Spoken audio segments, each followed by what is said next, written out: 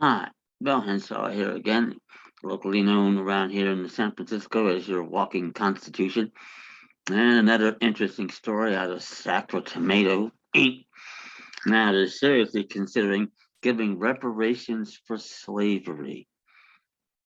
My lord, now you think about it, at least in legal contemplation, there hasn't been a quote unquote slave in 150 years, has there?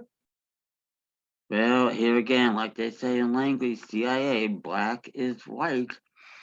Not only has there been, we have all been slaves since the ratification with a capital RAT of the non existent 14th War Amendment. All that did, as I just said in my previous video, was make us all equal, sure enough, not by elevating the freedmen to state citizenship. It couldn't be done the way it was done there, especially with military legislatures in the South ratifying the amendment. Ain't doesn't work that way.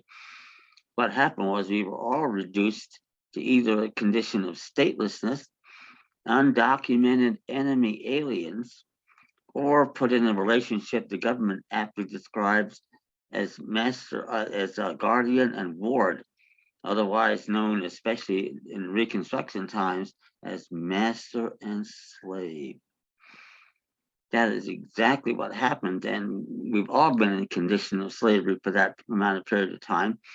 So I'm going to draft a love letter to good old Gavin Gruesome here in Sacramento and make it available to you. You can request information at youwinnincourt@gmail.com to send to the governor of your state or territory and say, listen, if you're going to do that and make reparations to slaves, all of us qualify because that's exactly what this system has done.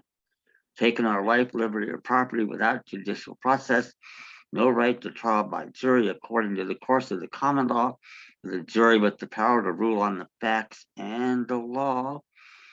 And, those of you that go to work, damn well they take as much of your paycheck as they want, and income taxes and this, that, and the other.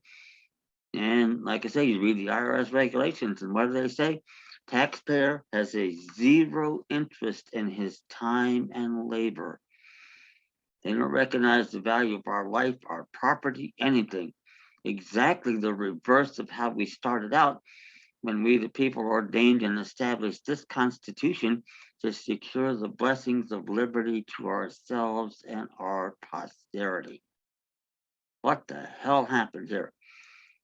And you can learn more about exactly what happened. Send me an email, youwinnincourt@gmail.com. I'll get the information out on my modestly priced constitutional defense document packets and tell you exactly how we got here. That's how a good attorney works, if there is any such thing in these days, is that you don't make any assumptions of facts not in evidence. You're able to prove what you say and answer any and all questions, and I can do that. Thankfully, I've got some God-given ability here, a cappella, and also do it in my paperwork with attitude and with authority. That's what it is we need to do. And we can be successful at it, particularly if we all work together, cut out this divide and conquer crap they've been doing for at least 150 years, and get on the same page and work together. But like I say, I'll get you a complimentary letter out to the governor. You have to adapt it to your quote unquote state. But say, listen, if you're going to give out reparations, we're first in line here because we're just as much slaves as anyone else has been for the last 150 years. And at least at one moment in time, we were comprised the sovereign body politic of the nation, republic, and sovereign independent states admitted into this union.